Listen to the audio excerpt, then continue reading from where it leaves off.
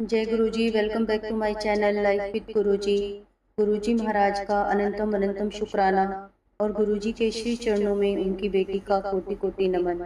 गुरुजी की सारी संगत को भी दिल से जय गुरुजी। संगत जी, आज का सत्संग डॉक्टर नीलम आंटी का है। उनका जीवन पूरा अस्त व्यस्त हो जाता है, उनका पूरा परिवार बिखर जाता है, टूट जाता है और गुरुजी के शरण में आते ही पूरा जीवन बदल जाता है। जीवन में इतने चमत्कार होते हैं कि सुनकर आपके रोंगटे खड़े हो जाएंगे। चलिए गुरुजी का बहुत ही अनोखा सत्संग सुनते हैं। संगत जी, गुरुजी स्वयं कहते हैं कि सत्संग सुनना और सुनाना दोनों ब्लेसिंग्स हैं। तो संगत जी, आज आपकी ब्लेसिंग इस सत्संग में है। अपनी ब्लेसिंग्स जरूर लीजिएगा और सत्संग को शुरू से लेकर अंत तक पूरी भक्ति से सुनिए, जिससे कि आपको जो भी आपके क्वेश्चंस के आंसर है इस सत्संग में जरूर मिलेंगे, ऐसा मेरा आपसे वादा है। तो इसलिए मैं आपसे गुजारिश करूंगी कि सत्संग को लास्ट तक जरूर सुनिए और जो भी इस चैनल पर नए हैं सत्संग को लाइक कीजिए, शेयर कीजिए और चैनल को सब्सक्राइब कीजिए। संगत जी, तो संगत जी, सत्संग शुरू करने से पहले हमेशा की तरह हम अपने गुरुजी महाराज का महामंत्र का जाप करेंगे और आपसे गुजारिश करूंगी कि आप सब भी साथ में इस महामंत्र का जाप कीजिए। ओम नमः शिवाय, शिवजी सदा सहाय। ओम नमः शिवाय, गुरुजी सदा सहाय। ओम नमः शिवाय, शिवजी सदा सहाय। ओम नमः शिवाय, गुरुजी सदा सहाय। जय गुरुजी, शुक्राना गुरुजी। संगत जी, आंटी का सत्संग शुरू करने से पहले मैं आपको जरूर बताना चाहूंगी कि देखिए, जब भी हम किसी ओल्ड संगत का सत्संग सुनते हैं तो सच में ही बहुत अनोखे सत्संग होते हैं। गुरुजी महाराज के सत्संग सारे ही अच्छे होते हैं, सारे ही अद्भुत होते हैं, क्योंकि वो सब सत्संग हमारे गुरुजी महाराज की महिमा के, उनके कल्याण से रिलेटेड होते हैं। लेकिन संगत जी, हम सबको ही जो ओल्ड संगत होती है उनके सत्संग कुछ अच्छे ही ज़्यादा लगते हैं और उनके सत्संग सुन के हमें गुरुजी महाराज की प्रेजेंस कुछ ज़्यादा ही महसूस होती है। ये संगत जी मेरा अपना पर्सनल ओपिनियन है और मैं लेकिन समझती हूँ कि आप सबको भी पुरानी संगत के सत्संग बहुत ही अच्छे लगते होंगे। तो चलिए संगत जी, डॉक्टर नीलम आंटी का आज मैं आपको सत्संग सुनाती हूँ। आंटी कहती हैं कि गुरुजी ने इतना प्यार दिया है, इतना कुछ दिया है कि मैं यही कहूँगी कि गुरुजी भगवान है। आप सब कुछ उन पर छोड़ दो, एक एक पल का, एक एक चीज का वो ध्यान रखते हैं। गुरुजी का 2000 में पता चल गया था हमको, जब मेरी सिस्टर इन लॉ की शादी नहीं हो रही थी। तब पॉल आंटी ने कहा था कि गुरुजी हैं और बहुत पावरफुल हैं, उनके आगे माथा टेकोगे तो शादी हो जाएगी। पर संगत जी, मेरे हस्बैंड ने बोला कि मैं किसी भी इंसान या आदमी के सामने माथा नहीं टेकूंगा, तो हम लोग नहीं गए। शायद उस समय हमारा समय नहीं था गुरुजी के पास जाने का। गुरुजी के बारे में मैं सुनती रहती थी उन दिनों में। और 2004 में संगत जी एक दिन मेरे हस्बैंड के साथ बहुत लड़ाई हो गई और इतनी ज़बरदस्त लड़ाई हुई कि मैंने डिसाइड कर लिया कि मैं अब उनके साथ नहीं रहूंगी और मैं ये घर छोड़ के चली जाऊंगी। और मेरी बेटी उस समय 4 साल और बेटा 9 साल का था और उस दिन मदर्स डे था, 8 मई का दिन था। और मैं अपने बच्चों को लेके घर से निकल गई और मैंने अपने बच्चों को बोला कि चलो मैं तुम्हें मैकडॉनल्ड्स लेकर चलती हूँ। और इस तरह से मैं घर से निकल गई, लेकिन मैं उनको मैकडॉनल्ड्स ले गई। लेकिन मैं रास्ते भर यही सोचती रही कि मैं अब कहाँ जाऊँ, क्योंकि मायके में जा नहीं सकती थी और मेरे पास कहीं जाने का चारा नहीं था। उस समय मुझे लगा कि पॉल आंटी भी हमेशा बोलती हैं और भी मैंने संगत से सुना था कि गुरुजी भगवान है, गुरुजी भगवान है। तो मैंने सोचा कि चलो आज मैं उस भगवान के पास ही चलती हूँ और उन्हीं से पूछूंगी कि मेरी क्या गलती थी जो मेरे साथ ऐसा हुआ। और मैं उसी दिन ही, मेरे को पॉल आंटी ने एम्पायर स्टेट का एड्रेस भी दिया था, ये बोलकर कि अगर कभी आपको जाने का मन हो तो आप वहाँ पर जरूर जाकर देखना। तो मैं बस बदल बदल कर एम्पायर स्टेट जाने के लिए बैठ गई बस में और कई बसें बदलकर मैं एम्पायर स्टेट पहुंच गई। और पहली बार गई थी, मुझे कुछ पता नहीं था वहाँ का संगत जी। और जब मैं एम्पायर स्टेट के अंदर गई तो सामने दीवार पे मैंने गुरुजी का स्वरूप लगा हुआ देखा। और जब मैंने गुरुजी का स्वरूप लगा हुआ देखा तो मुझे एक ऐसी आवाज़ सुनाई दी जैसे कि वो मुझे कह रहे हो कि तू अकेले क्यों आई है। और मुझे बाद में पता चला ये कि जैसे हमेशा बोलते थे कि गुरुजी महाराज टेलीपैथी से हमसे बात करते हैं और शायद उस दिन गुरुजी मेरे से भी टेलीपैथी के उससे ही बात कर रहे थे। और बार बार यही बोल रहे थे कि तू अकेली क्यों आई है। और जब मैं जाकर अंदर बैठ गई तो गुरुजी ने मेरा बैठना मुश्किल कर दिया। और बार बार मुझे यही लग रहा था कि जैसे गुरुजी मुझे कह रहे हैं कि जाके बाहर जाके अपने हस्बैंड को फ़ोन कर। और मेरा बैठना मुश्किल कर दिया गुरुजी ने। तो फिर मैं बाहर जाके मैंने अपने हस्बैंड को कॉल किया और मैंने उनको बताया कि मैं ऐसे ऐसे मेहरौली के एक गुरुजी के आश्रम में आई हुई हूँ। उन्होंने मुझसे सिर्फ एड्रेस पूछा और उन्होंने फ़ोन रख दिया। उनको लगा कि पता नहीं मेरे बच्चे मेरी बीवी कहाँ किस बाबा के चक्कर में जाकर पड़ गए हैं और पता नहीं किसके आश्रम में जाके बैठ गई है। और वो उसी समय वहाँ से मेरे को लेने के लिए गुरुजी के आश्रम में एम्पायर स्टेट आ गए।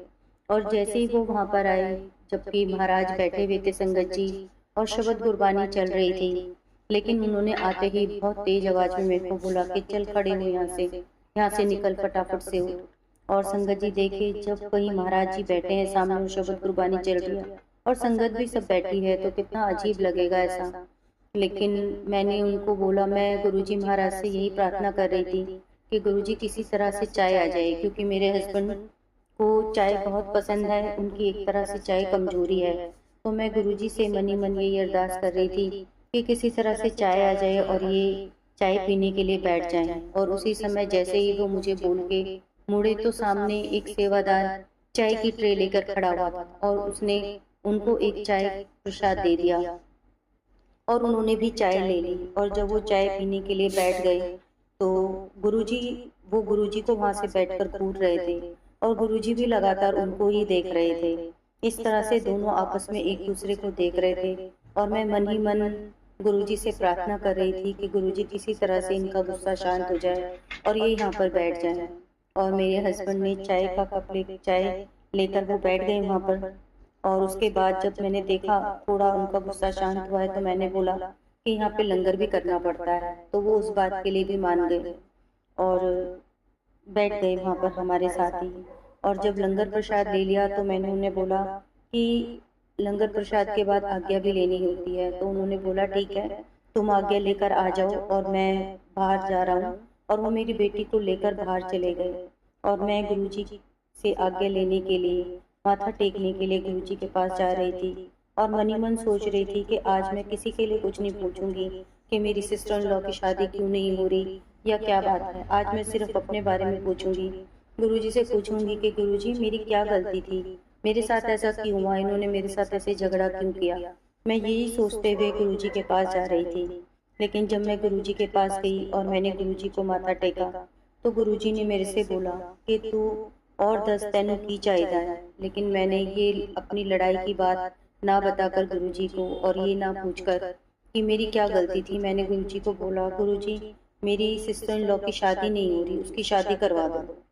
गुरुजी ने फिर बोला तू और 10 तेनों की चाहिदा है। मुझे समझ नहीं आ रहा था कि मैं गुरुजी से क्या मांगूं। तो मैंने बोला बस गुरुजी आप यही दे दो। लेकिन गुरुजी ने फिर मुझसे मेरा नाम पूछा, मेरा काम पूछा, मैं कहाँ रहती हूँ, मेरे बच्चे क्या करते हैं, मेरे हस्बैंड क्या करते हैं। गुरुजी ने ऐसी बहुत सारी मेरे से बातें पूछी जिसका मैंने जवाब दिया कि गुरुजी मैं एक डेंटिस्ट हूँ। तो गुरुजी ने फिर मेरे से पूछा कि और 10 तेनों की चाहिदा है। तो मैंने सोचा मैं क्या मांगूं। मैंने बोला गुरुजी मेरे बेटे को ब्लेस कर दो। गुरुजी ने बोला ते और 10 तेनों की चाहिदा है। मैंने बोला गुरुजी मेरी बेटी को ब्लेस कर दो। फिर गुरुजी ने बोला तू और 10 तेनों की चाहिदा है। मैंने बोला गुरुजी मेरे हस्बैंड बाहर खड़े हैं उनको ब्लेस कर दो। इस तरह से फिर गुरुजी ने मेरे से थोड़ी सी बात की। फिर गुरुजी ने मेरे को बोला ते और 10 तेनों की चाहिदा है। तो फिर मुझे समझ नहीं आया, मैंने बोला गुरुजी मुझे ब्लेस कर दो। तो गुरुजी ने उस समय, संगत जी मैं यही सोच रही थी कि जो भगवान होते हैं वो भी सिर्फ हमसे 3 बार पूछते हैं या 3 बार बोलते हैं, लेकिन गुरुजी ने बहुत बार पूछा कि और 10 तेनों की चाहिदा है। शायद गुरुजी उस समय मेरे को बहुत कुछ देना चाह रहे थे और वो देना चाह रहे थे जो कि मुझे मांगना चाहिए था और जो कि मैं बचपन से सुनती आ रही थी कि जब भी हम किसी भगवान से, किसी महापुरुष से कुछ मांगे तो हमें मोक्ष मांगना चाहिए। लेकिन शायद गुरुजी ने ही मेरी आंखों पे, मेरी दिमाग पे ये पर्दा डाल दिया कि मैंने मोक्ष ना मांगकर और सिर्फ यही मांगा कि मुझे ब्लेस कर दो, मेरे परिवार को ब्लेस कर दो। और गुरुजी ने उस समय मुझे कहा भी था कि जा तेरा कल्याण किया, तुझे ब्लेस कर दिया। संगत जी उसके बाद जब गुरुजी ने मुझसे पूछा था और मैंने बताया था गुरुजी को कि मैं डेंटिस्ट हूँ, तो गुरुजी ने मुझसे एक क्वेश्चन किया कि तुझे पता है बीडीएस की फुल फॉर्म क्या होती है? तो मैंने बोला हाँ जी गुरुजी, बैचलर ऑफ डेंटल सर्जरी। तो गुरुजी ने बोला नहीं, ये फुल फॉर्म नहीं होती। मैंने बोला नहीं गुरुजी, यही होती है फुल फॉर्म। तो गुरुजी ने बोला कि इसकी फुल फॉर्म होती है 32 दांता दा सर्वनाश। तो मुझे बड़ी शर्म आई कि क्या मैं भूल गई हूँ इतने साल में कि बैचलर इसकी बीडीएस की फुल फॉर्म क्या होती है। और मुझे बहुत अफसोस हुआ और बहुत अजीब भी लगा कि गुरुजी ने सबके सामने मेरा मजाक क्यों उड़ाया, कि मैं बोलती भी रही कि नहीं गुरुजी, इसकी फुल फॉर्म ये नहीं होती, लेकिन गुरुजी ने बार बार यही कहा कि 32 दांता दा सर्वनाश, बीडीएस की फुल फॉर्म ये होती है।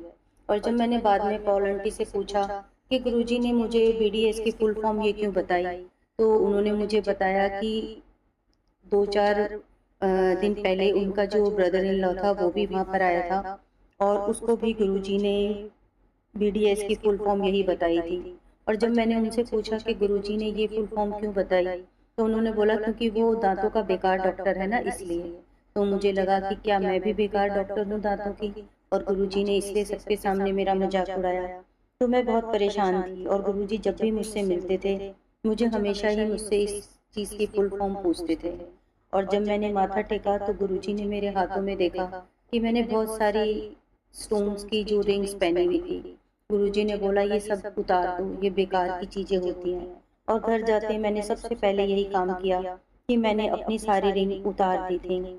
और मेरे हस्बैंड ने बाद में बताया संगत जी मुझे कि जब वो एम्पायर स्टेट में चाय पी रहे थे तो वो थोड़ी देर आंख बंद करके बैठ गए थे, और वो उन्होंने मुझे बताया कि नीलम, जब मैं आंख बंद करके बैठा था तब मुझे दिखा कि कोई वहां पर संगत नहीं थी, कोई एम्पायर स्टेट नहीं था, जो भी हम वहां पर देख रहे थे वो कुछ भी नहीं था।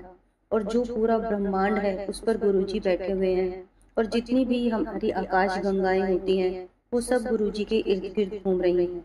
तो वहाँ मुझे एकदम से ऐसा झटका लगा कि ये कोई साधारण इंसान तो नहीं है, कोई महापुरुष ही है, तो चलो मैं बैठ जाता हूँ। इसलिए वो शांत होकर बैठ गए थे। इसलिए गुरुजी ने उन्हें पहले दिन ही दिखा दिया था कि वो पूरे ब्रह्मांड के मालिक हैं। बहुत बहुत शुक्राना गुरुजी, हमें अपने से जोड़ने के लिए।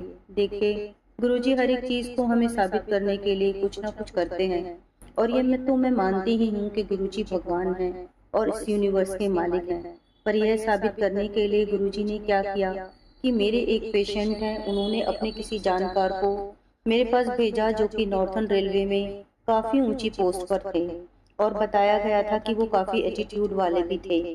तो जब वो मेरे क्लिनिक में आए और उन्होंने क्लिनिक में मेरी टेबल पे गुरुजी के स्वरूप को देखा, तो उन्होंने मुझे बोला कि डॉक्टर आप भी गुरुजी को मानते हो? तो मैंने बोला आप भी मानते हो?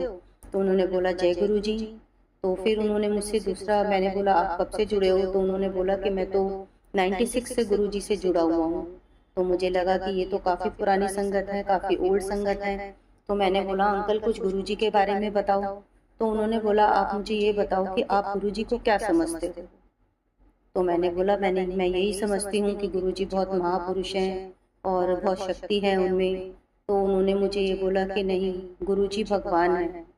तो मैंने बोला अच्छा। तो उन्होंने बोला कि मैं इसका आपको एक एग्जाम्पल देता हूँ कि गुरुजी भगवान कैसे हैं। तो उन्होंने बताया कि एक उनके फ्रेंड थे जो डेली एम्पायर स्टेट में गुरुजी के दर्शन करने के लिए जाते थे, और एक दिन गुरुजी ने कोई रात के 12 बजे उनके उस दोस्त को बोला कि मेरे को प्रेसिडेंट हाउस के बाहर जो पार्क है वहां पे लेके चल। और वो अंकल उनको लेके वहां पे चले गए, और उस पार्क में जब गए तो गुरुजी वहां पे बैठ गए, और उनके फ्रेंड को बोला कि अब तू मेरे ये मोजे उतार थोड़े से। तो जब उन्होंने गुरुजी के पैर से वो मोजे उतारे और गुरुजी के पैर उनको नीचे से दिखे, तो अंकल ने बताया कि आप सोच सकते हो कि गुरुजी ने उन्हें क्या दिखाया। गुरुजी ने उन्हें वो दिखाया जो भगवान कृष्ण ने यशोदा माँ को अपने मुंह में दिखाया था, यानी कि पूरा ब्रह्मांड के दर्शन। गुरुजी ने उनको अपने पैरों में पूरे ब्रह्मांड के दर्शन करवाए, और अंकल देख के आश्चर्यचकित हो गए। उसके बाद गुरुजी ने अंकल को बोला कि चल अब पीछे मुड़ के ना देखी, सीधा चला जा। तो अंकल थोड़े परेशान हो गए कि इतनी रात हो रखी है और मैं गुरुजी को यहाँ पर लेकर आया हूँ, तो मैं गुरुजी को अकेला छोड़ के कैसे जा सकता हूँ। तो अंकल ने बोला नहीं गुरुजी, मैं आपको अकेला नहीं छोड़ के जाऊंगा, और मैं आपको एम्पायर स्टेट छोड़ के फिर जाऊंगा। लेकिन गुरुजी ने उनको डांट कर कहा कि नहीं सुना नहीं, सीधा जा अपने और पीछे मुड़ के नहीं देखना बिल्कुल भी। अब वो गुरुजी की बात कैसे टाल सकते थे। मन में वो परेशान तो बहुत थे कि गुरुजी पता नहीं कैसे जाएंगे, लेकिन गुरुजी की आज्ञा का पालन भी करना था। और संगत जी वो बिना पीछे मुड़े देखे अपनी गाड़ी से वापस आ गए, लेकिन उनके मन में बहुत बहुत मन से परेशान हो रहे थे। इसलिए उन्होंने जानने के लिए कि गुरुजी कैसे पहुंचेंगे या कैसे पहुंचे, उन्होंने एम्पायर स्टेट में फोन किया। और वहां पे किसी आंटी ने जब फोन उठाया तो अंकल ने पूछा कि गुरुजी क्या एम्पायर स्टेट पहुंच गए हैं, कैसे पहुंचे वो। तो वहां से जवाब आया कि क्या बात कर रहे हो अंकल, गुरुजी तो आज कहीं गए नहीं, गुरुजी तो यहीं हमारे सामने ही बैठे हुए हैं, आप कैसे कह रहे हो कि गुरुजी वहां पे बैठे हैं। तो संगत जी उन्होंने अंकल ने बताया कि इस तरह से उनको उनके फ्रेंड ने बताया कि गुरुजी महाराज जो है वो भगवान है। और वो किस तरह से जब फिजिकल फॉर्म में थे तब भी उन्होंने ये हमें साबित किया कि मैं एक टाइम में कई जगह हो सकता हूँ और मैं इस पूरे ब्रह्मांड का मालिक हूँ। तो अब तो संगत जी वो फिजिकल फॉर्म में भी नहीं है, तो सोचिए कि फिर उन मतलब फिर वो कहाँ कहाँ हो सकते हैं। तो इस तरह से अंकल ने उनको ये साबित करके बताया और ये बताया कि गुरुजी भगवान हैं। संगत जी जैसा कि मैंने आपको बताया कि जब भी मैं गुरुजी महाराज के पास जाती थी तो गुरुजी महाराज हमेशा मुझसे बीडीएस की फुल फॉर्म पूछते थे। और हमेशा जब भी मैं उनको सही बताती थी तो वो कहते थे ये गलत है। और मैं इस चीज़ से बहुत परेशान थी और ये सोचती रहती थी कि कब गुरुजी मुझे बोलेंगे कि बीडीएस की फुल फॉर्म ये लेनी है। तो ऐसे ही संगत जी मैंने एक दिन सोच रखा था कि जब अवध गुरुजी कुछ बोलेंगे तो मैं इस बात का जवाब ज़रूर दूंगी। और उस दिन भी जब मैं गई तो गुरुजी ने वहाँ से निकलने लगे तो मेरे को बोला कि बीडीएस की फुल फॉर्म क्या होती है, 32 दाता दा सर्वनाश। और गुरुजी मुझे देखकर सब संगत के सामने जैसे कि मेरा नाम ही रख दिया था गुरुजी ने। जैसे ही वो मुझे देखते थे मुझे बोलते थे 32 दाता दा सर्वनाश। तो उस दिन जब गुरुजी मेरे सामने से निकले तो मैंने बोला गुरुजी बीडीएस की फुल फॉर्म ये नहीं होती। तो गुरुजी ने बोला क्या होती है। मैंने बोला बीडीएस की फुल फॉर्म होती है 32 दांतों का सही इलाज। तो गुरुजी उस दिन मेरे जवाब से बहुत खुश हो गए संगत जी। और मैं भी बहुत खुश हो गई कि गुरुजी मेरे जवाब से बहुत खुश हो गए। और मेरे मुंह से अचानक ये निकला कि गुरुजी मैं ये सब कर सकूं, सही से इलाज कर सकूं दांतों का, ऐसा आप मेरे को आशीर्वाद दीजिए, मेरी इस बात का वो रखिए। तो गुरुजी बहुत खुश हो गए, बहुत मेरे को ब्लेसिंग दी गुरुजी ने। और उस दिन के बाद से गुरुजी ने फिर कभी मुझसे बीडीएस की फुल फॉर्म नहीं पूछी संगत जी। और ना ही कभी ये कहा कि 32 दांता दा सर्वनाश, क्योंकि उस दिन मैंने गुरुजी को जो आंसर दिया कि 32 दांतों का सही इलाज। तो गुरुजी को मेरा ये जवाब बहुत पसंद आया संगत जी। और उस दिन के बाद गुरुजी ने मुझसे कभी भी फिर से बीडीएस की फुल फॉर्म नहीं पूछी। कई बार संगत जी हमारे मन में इफ एंड बट्स आ जाते हैं। जब हम छोटे होते हैं ना तो हम कभी किसी भगवान को मानने लगते हैं, कभी किसी भगवान को मानने लगते हैं, कभी हमें भगवान शिव अच्छे लगते हैं, कभी कृष्ण अच्छे लगते हैं, कभी माता रानी अच्छी लगती हैं। तो इसी तरह से संगत जी मैं माता रानी और साईं बाबा जी को बहुत मानती थी। लेकिन गुरुजी ने मेरे वो इफ और बट्स भी क्लियर किए। गुरुजी ने कभी मुझे मना नहीं किया ऐसे कि यहाँ मत जाया करो, वहाँ मत जाया करो, पर खुद उन्हीं भगवानों ने आकर मुझे बताया कि गुरुजी में ही सब भगवान है। संगत जी मैं पहले साईं बाबा जी के मंदिर जाती थी, साईं बाबा के दर्शन करती थी और उसके बाद मैं गुरुजी के पास जाती थी।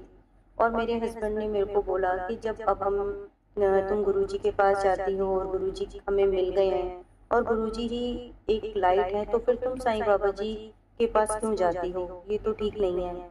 लेकिन मैंने अपने हस्बैंड को कहा गुरुजी हैं और साईं बाबा हैं, तो ये सब अलग अलग हैं। और मैंने अपने हस्बैंड की बात नहीं मानी और मैं साईं बाबा जी के मंदिर चली गई। लेकिन उस दिन मैंने अपने मन में साईं बाबा जी से सवाल किया कि क्या साईं बाबा आप और गुरुजी एक ही लाइट हो, और अगर आप एक ही लाइट हो तो फिर मुझे कोई प्रमाण दो। तो संगत जी उस दिन मैंने अपने मन में सोचा कि जो आज साईं बाबा जी ने चोला पहना हुआ है, अगर वही चोला, उसी रंग का चोला गुरुजी ने पहना होगा तो मैं मानूंगी कि साईं बाबा जी आप और गुरुजी एक ही हो। और उस दिन साईं बाबा जी ने टेरिकॉश कलर का चोला पहना हुआ था। और जब मैं साईं बाबा जी के दर्शन करके एम्पायर स्टेट गई तो गुरुजी ने भी बिल्कुल सेम उसी कलर का चोला पहना हुआ था, कोई डिफरेंस नहीं था। लेकिन मैंने सोचा कि ये ऐसा हो सकता है कभी कि आज ऐसा हो गया हो, ज़रूरी नहीं है, कि कोइंसिडेंस भी हो सकता है। और अगली बार भी फिर मैंने अगले दिन भी यही साईं बाबा जी से क्वेश्चन किया कि मैं तब मानूंगी जब आपका और गुरुजी का चोला एक जैसा होगा, क्योंकि वैसे एक दो बार तो कभी भी हो सकता है। तो संगत जी, उस दिन भी जो साईं बाबा जी ने जिस रंग का चोला पहना हुआ था, सेम कलर का चोला गुरुजी महाराज ने पहना हुआ था, और उसमें कोई भी कलर में डिफरेंस नहीं था।